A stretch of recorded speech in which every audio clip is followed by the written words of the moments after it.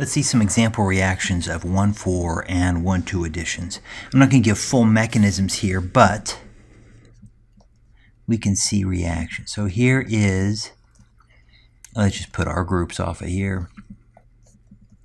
Here's an alpha beta unsaturated ketone, and we could treat this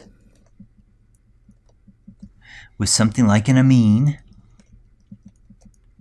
In methanol, amines tend to do the 1,4 addition, and so this amine is going to attack the 4-carbon, push electron density up on carbon 3, and that's going to form an enolate, and then we're going to need 2 more steps. We're going to need a step to A, protonate carbon 3, and to deprotonate the nitrogen. The nitrogen is going to need to lose one of those protons, and what we'll get is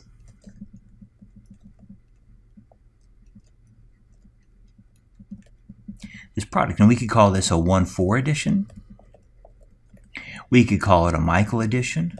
In fact, sometimes people will use this as a verb. Okay, I need that amine to Michael into the beta carbon or the 4 position. And so people use Michael and they'll actually use it as a verb. It's probably not good grammar, but that's what people will say in a lab. People also call this a conjugate addition.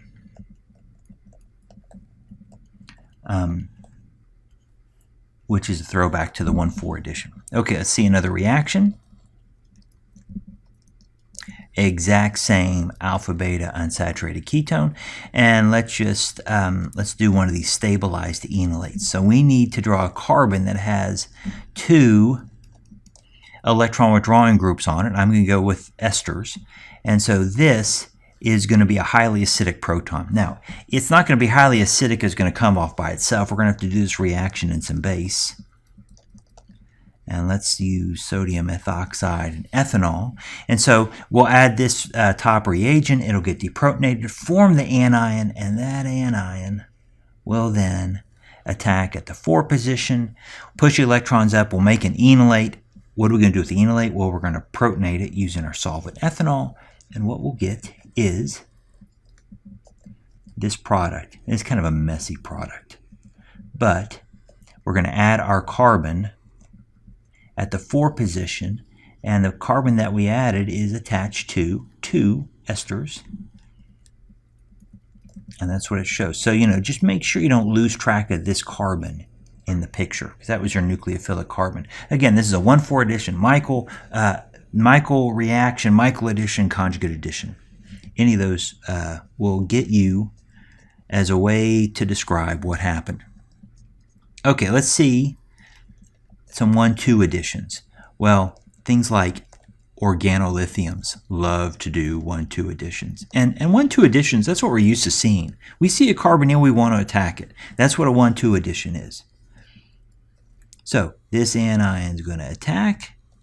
We'll make our tetrahedral intermediate, and our second step, our water, will protonate that. So that is a 1,2 addition product. Note the alkene between positions 3 and 4 is left untouched. It's a 1,2 addition.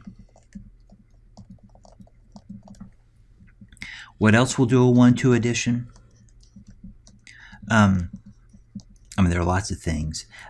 Things like lithium aluminum hydride, which are sources of H- as a nucleophile.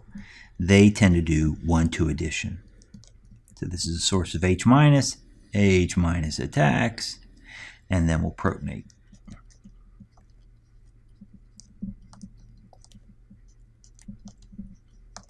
Sodium borohydride does pretty much the same thing. So these are the types of products that we get from these. So seeing specific nucleophiles, whether it's things like amines or stabilized enolates or organolithiums or hydrides, how they tend to fall 1,2 versus 1,4 addition.